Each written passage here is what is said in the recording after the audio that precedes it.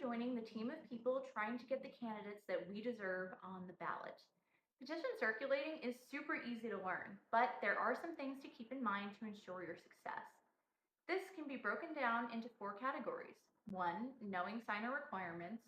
2. Picking a good location. 3. Perfecting your pitch. And 4. Looking out for errors. First, we have the signer requirements.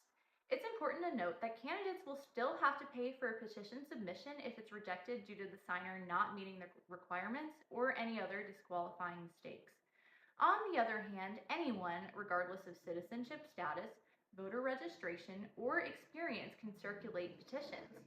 For local races, you must be registered to vote in Indian River County to sign. That means that Brevard and St. Lucie petitions would be invalid and disqualified. The signee must also be an active voter. You are only considered an active voter if there has been activity on your voter file within the past 2 years. This means that since 24, you have registered to vote, requested a vote by mail ballot, or voted. Now we have to pick a location. An ideal location is anywhere with a high volume of locals coming and going. There are two types of locations, ones you're allowed to circulate at and ones you're not.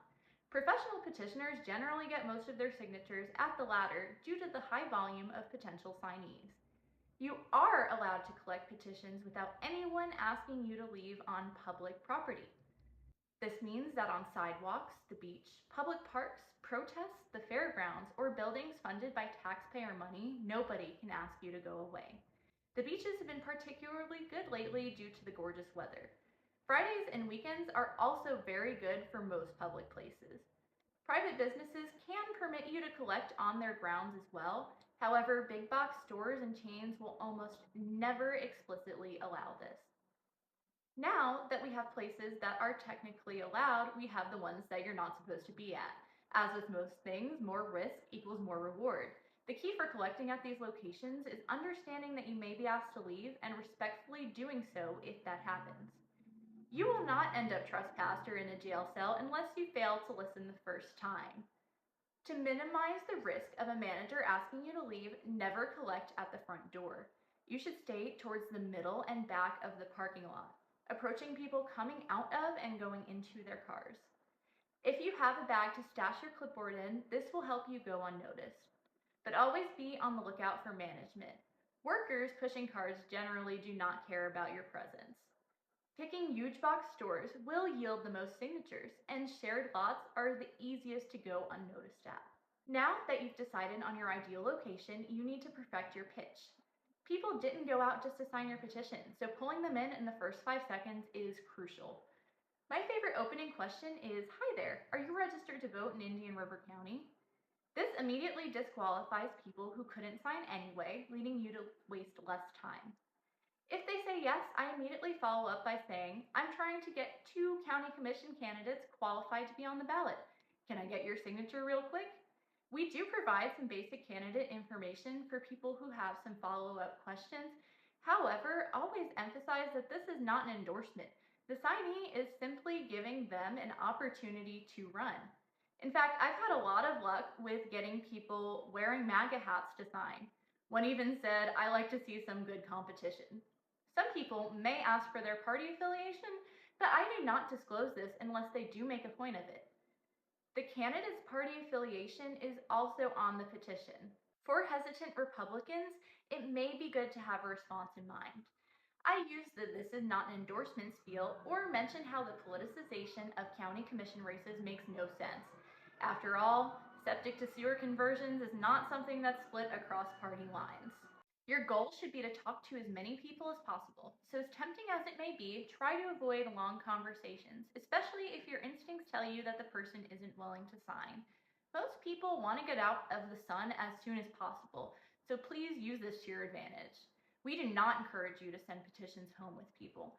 The chances of them returning the petitions on time and to the right place is very low.